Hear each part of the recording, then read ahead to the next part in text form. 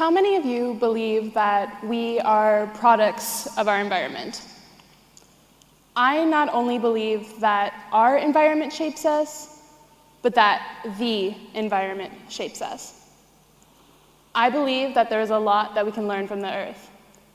I believe that Mother Nature has lessons written into her geology and her disasters, lessons on love, death, and even crisis.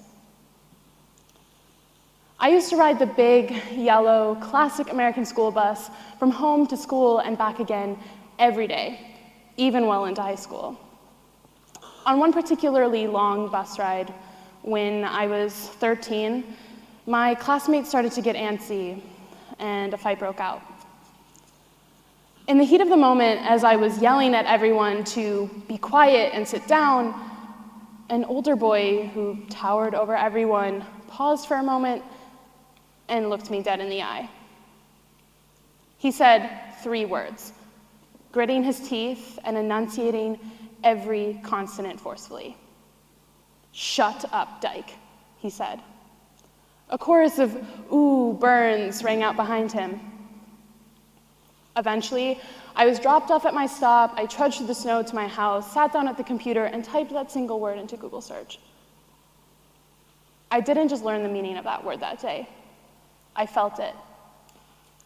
This derogatory word for lesbian made me realize that at the age of 13, I wasn't just different, I was the other. I knew that as long as this word could be applied to me, that I was not welcome by my peers. So I decided that I was going to deny this realization of my sexual identity because I had something to prove. I may not have known it then, but at that time, I was entering an identity crisis. I'm 20 now, and I didn't start on the path to recovery and pulling myself out of crisis until I was 19. That's 6 years of desperately trying to push away an inherent part of myself. 6 years of trying to control the uncontrollable. 6 years of reckless rebellion. I began to spiral downwards almost as soon as I had stepped foot onto the hard-tiled floor of my high school. This is where I began to force myself into this heterosexual world that left me confused, angry, and very, very uncomfortable. I couldn't cope healthily. I got into fights, I started drama, I drank, I did drugs, I disrupted class, and I shut myself off emotionally. Even into my first year of university, I barely left my room, and when I did, I rarely had positive interactions with my peers.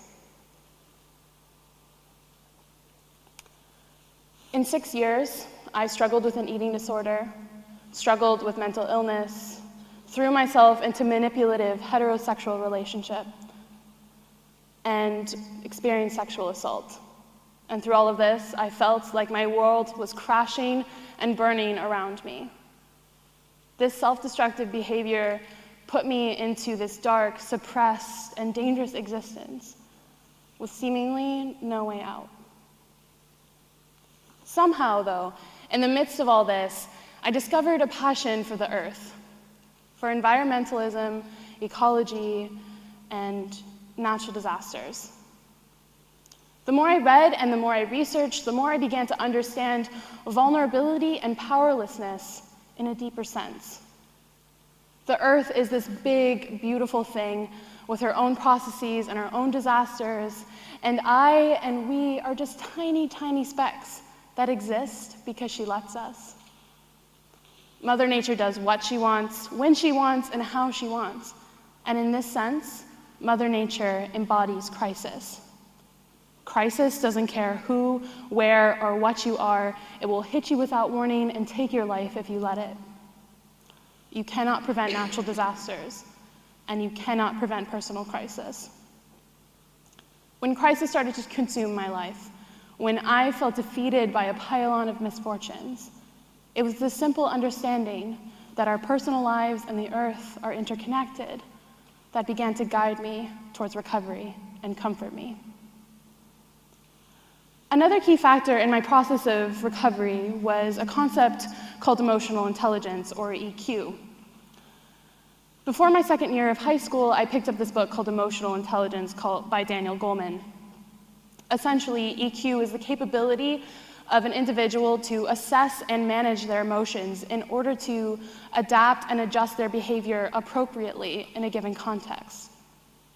It's the idea that if we can understand our own personal emotional needs and the needs of others, that we will form healthy relationships, acclimate to stressful conditions, and ultimately find greater success.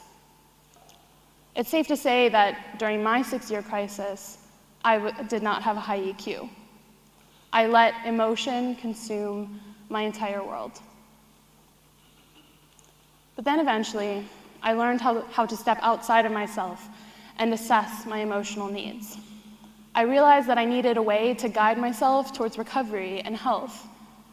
And that's when my understanding of the earth began to have a broader application. In my moments of rationality and clarity, I knew that if I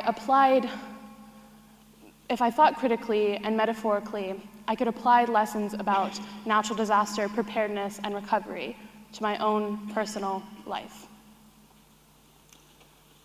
It was in this way that I understood emotional intelligence to be a roadmap for navigating personal crisis, an individualized evacuation map for times of emotional disaster. But then, if you don't have or practice EQ, then crisis is harder to navigate. And thus, the first major parallel between the earth and our personal lives is the issue of preparedness, or lack thereof. Many of us have the privilege of distancing ourselves from natural disasters, watching wildfires burn and winds destroy buildings from miles and miles away, as if these events occur in an alternate reality.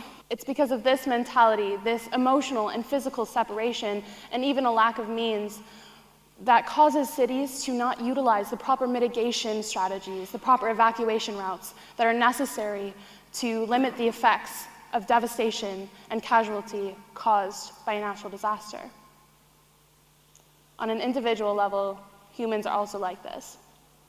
We believe that if we work hard, get good grades, and make a decent living, that we'll avoid any sort of catastrophe. We watch the lives of others crash and burn, and sometimes we make fun of those people. And then that catastrophe happens to us.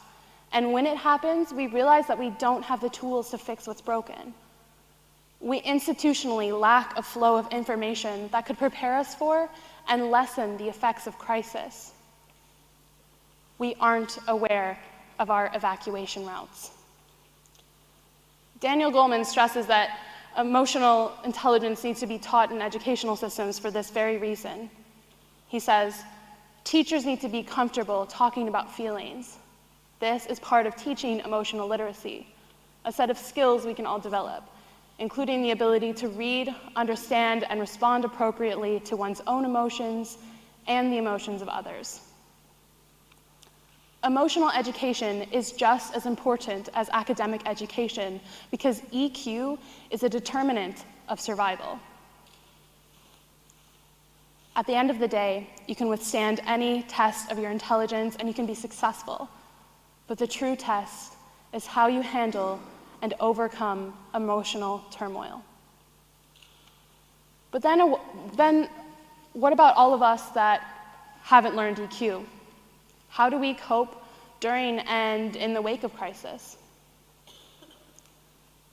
A natural disaster is a process, just like a personal problem.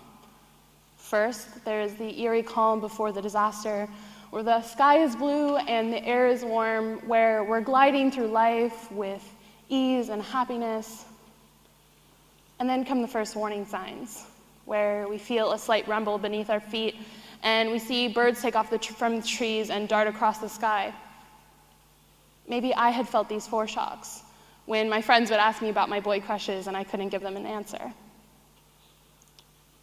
And then things start to break, plates fall to the floor and shatter into a million pieces, and buildings shake off their foundations. This is where the identity that I had constructed had broken, and the absolute chaos of discovering and accepting my true self had begun. And then sometimes there are aftershocks and maybe even secondary crisis. I know I had both. You see, when a city or a country has low welfare, poor sanitation and healthcare, or poor infrastructure, the effects of a crisis can ripple and cause devastation and destruction in less direct ways. When an earthquake hit Haiti in 2010, low socioeconomic status and an overcrowded healthcare system created the perfect conditions for a devastating cholera outbreak. My poor mental health and my lack of emotional intelligence created the perfect conditions for a downward spiral into secondary crisis.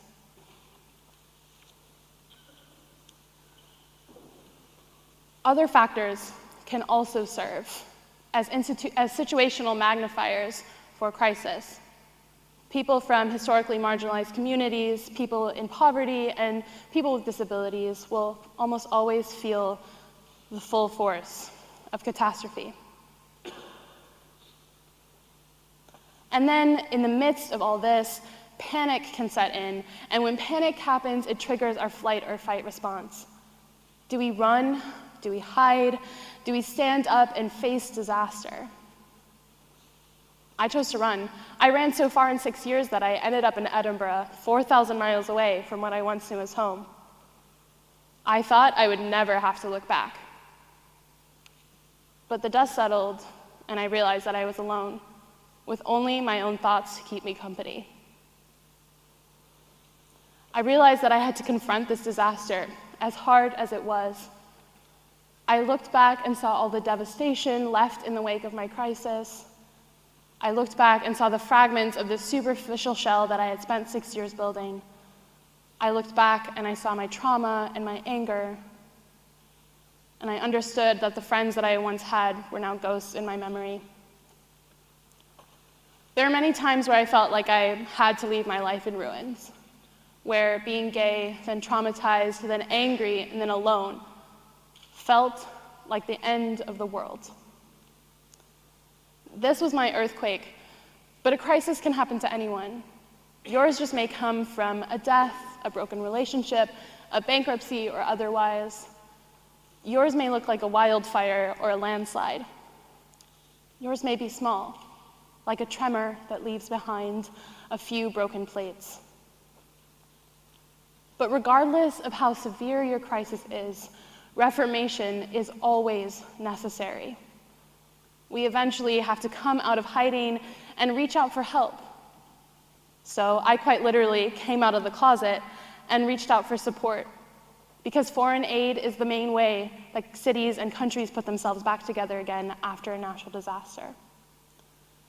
And then when I realized that I had support from my family, from my friends, and from counseling, reformation began to seem not only necessary, but also tangible. We tend to be prideful and dedicated to preserving our self-image. But if a country can ask for help, then so can we. When we gather all the tools that we need, support, patience, and investment, I say this because I found little moments of happiness through investing time and money into self-care, then we can begin to recover. We can begin to build better, stronger infrastructure in order to support ourselves in the future. We can plant the seeds of self-love and confidence and sit back and watch the landscapes of our lives bloom and grow once again. If we can practice emotional intelligence, then we can develop an internal mechanism for handling future crisis. But the most important lesson from Mother Nature's self-help book is that much like the earth, we can take years and years and years to heal. Recovery from crisis may be one of the hardest tasks we will ever face, but if we can learn and understand emotional intelligence, create supportive relationships, and accept this inevitability of crisis, then we can eventually accept our own undoing, adapt, and begin to create healthier, happier, and more stable lives for ourselves. And then, even though we may wait and wait and wait, the barren ruins of our lives will look like vibrant cities again. Thank you.